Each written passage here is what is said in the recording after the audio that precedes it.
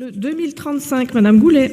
Monsieur le ministre, je pense que vous allez être content. C'est un amendement qui devrait recevoir votre accord enthousiaste, car en effet, je vous propose de supprimer les avantages des anciens présidents de la République et des anciens premiers ministres, qui dans l'ensemble ne sont pas des grands nécessiteux de la République, qui ont tous un certain nombre de retraites et qui ont tous des postes de consultants.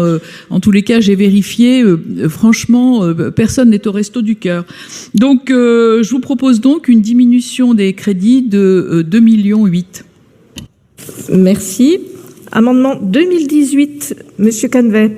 Merci, Madame la Présidente, Monsieur le Ministre, chers collègues. Alors, c'est un amendement un peu analogue à celui que vient de présenter Nathalie Goulet, mais il vise surtout à supprimer les avantages des anciens premiers ministres en considérant qu'il faut que les moyens du gouvernement soient dévolus effectivement aux membres en exercice au sein du gouvernement. Car il n'y a pas de raison que des moyens considérables soient consacrés pour une durée absolument indéterminée au profit de quelques-uns. Ceux-ci eussent exercé effectivement des responsabilités. C'est pas une motivation pour laquelle il paraît légitime de leur donner avis des moyens de secrétariat, des moyens de déplacement, de transport. Je crois qu'il faut qu'on revienne à la France modeste et que l'on fasse la chasse aux économies, à toutes les économies, aux dépenses superflues, parce que dans le grand public, quand on demande aux Français justement de faire des efforts, ils ne comprendraient pas que l'État ne commence pas par lui-même et par éviter les dépenses superflues. Monsieur Gay. Merci Madame la Présidente, Monsieur le Ministre. Je ne veux pas allonger nos débats, et ni verser dans le populisme, je le redis. Je pense qu'il faut être extrêmement sérieux. Mais quand même, lorsqu'on a des premiers ministres qui ne sont plus en exercice, pas depuis 6 mois, 30 ans, dont d'ailleurs je pense que 95% des Français les croisent dans la rue, ils ne savent même plus qui c'est. C'est ça le réel. Et vous nous parlez d'un problème de sécurité. C'est ni un chauffeur, ni un secrétariat qui va régler leurs problèmes de sécurité. Pardon, mais je pense que pour un État exemplaire, que pendant quelques mois, voire quelques années, s'il a été très exposé, des premiers ministres ou des ministres de l'Intérieur puissent être protégés, je pense que personne ne reviendra. Par contre, qu'on puisse garder des voitures de fonction et un secrétariat au bout de quelques années, mais 30 ans, personne ne peut comprendre ça. Enfin, il faut qu'on soit sérieux, qu'on se donne une règle. Est-ce que c'est 2 ans? Est-ce que c'est 3 ans? Vous voyez, on n'est pas dans on coupe dès le lendemain, à un moment donné. Et franchement, vous nous parlez de questions de sécurité. Mais tout à l'heure, j'ai pas eu le temps de revenir. Mais enfin, on baisse le budget de l'ANSSI au moment où toute l'internationale réactionnaire est en train de nous attaquer partout sur tous les réseaux sociaux. On est des nains dans les datas. On ne protège rien. Tout est vendu aux Américains. Et là, vous nous dites, non, pour des questions de sécurité. Enfin, pareil, là, soyons extrêmement sérieux et rigoureux. Mais je le dis aussi, et je finis par là, versons pas dans le populisme, parce que quoi qu'il arrive, c'est quelques millions d'euros. Donc ça réglera pas notre problème de recettes au global. Et donc j'en reviens à mon collègue Michel Canvet. Il faut qu'on aille taxer au minimum les dividendes pour régler cette question. Ça ne réglera pas tout. Mais si on veut montrer un peu d'exemplarité, ça fera pas de mal. Monsieur Sido. Merci Madame la Présidente. La vie politique en France est assez curieuse. Je conduisais un jour le Premier ministre de la Sarre dans mon département, je l'amenais visiter Colombey les 2 églises. Et elle me disait, c'était quand même assez curieux, chez vous en France, les voitures de ministres brûlent les feux rouges, les gyrophares tournent à plein pot, je l'ai encore vu tout à l'heure ici, là, dans la rue de Seine, et etc., etc. Ce que dit M. Gay est assez intéressant, parce que, quand même, Monsieur le ministre, quand on a un Premier ministre, tous les 3 ans, tous les 4 ans, ça va encore, peut-être qu'il faudrait limiter, mais comme c'est tous les 3 mois, ça fait un nombre important. Et par conséquent, je pense qu'il faut réfléchir à cette question, parce qu'il n'y a pas de petites économies, et il faut bien réfléchir à cette question.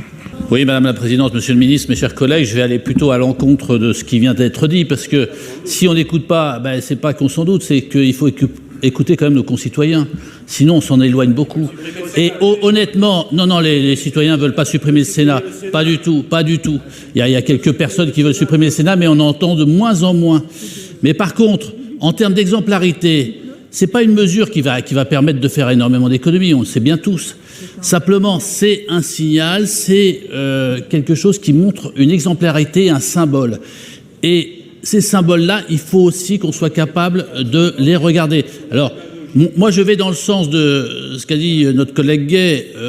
Effectivement, il ne faut peut-être pas supprimer tout de suite, mais se donner du temps. Ce que j'ai pas du tout entendu dans la parole du ministre, et je le regrette, c'est qu'il y ait des perspectives d'évolution. On a dit depuis 2019, c'est réglé, ça a baissé de 12%. On est content, ça a baissé de 12%, mais il y a quand même des choses qui choquent nos concitoyens et il faut qu'on en prenne conscience et qu'on prenne des dispositions. C'est pour ça que moi, je soutiendrai ces amendements. Monsieur Moret.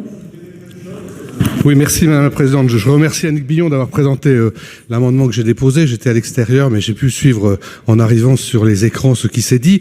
Et je suis arrivé en courant, parce que quand j'ai entendu le ministre dire que les crédits avaient baissé, on ne doit pas avoir la même information, Monsieur le ministre, parce que un récent rapport de l'Assemblée nationale montre qu'entre 2023 et 2022, les crédits consacrés aux anciens premiers ministres ont augmenté de 11%.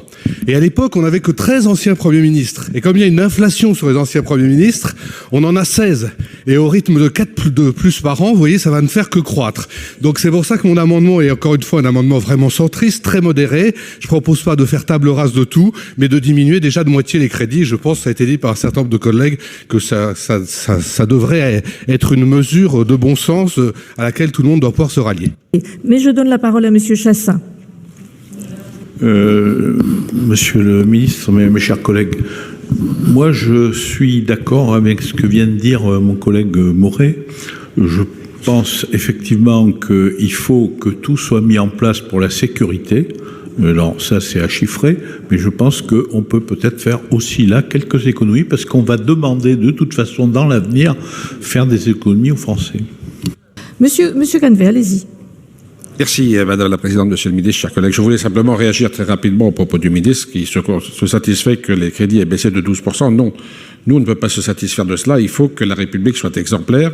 Et pour ce qui concerne l'amendement que j'ai présenté, j'ai évoqué les frais de transport et les frais de secrétariat et de mise à disposition de personnel. Je n'ai pas évoqué les questions de sécurité qui sont à traiter de façon spécifique. Bien entendu, c'est un autre problème qui est examiné, mais vous comprendrez que les Français qui sont au SMIC s'émeuvent légitimement quand ils voient qu'un ancien Premier ministre coûte 200 000 € de frais de déplacement et de frais de secrétariat à la République. C'est absolument inacceptable pour la France qui travaille. Mais s'agissant des anciens Premiers ministres et des présidents de la République, il convient quand même dans un monde aussi dangereux que le nôtre, avec une délinquance de terrain ou avec des risques internationaux qui peuvent être d'agression, qui peuvent être d'espionnage, qu'on se représente que des anciennes personnalités qui ont occupé des fonctions très importantes dans la République puissent avoir un service de déplacement et surtout de protection, et puissent avoir, parce qu'ils sont sollicités par nos concitoyens, parce qu'ils sont identifiés en tant que tels, la possibilité d'avoir un secrétariat. Et donc dès lors que des efforts ont été réalisés grâce précisément à l'attention qui a été portée par le Parlement, le gouvernement donne un avis défavorable à ces 3 propositions, même la plus modérée.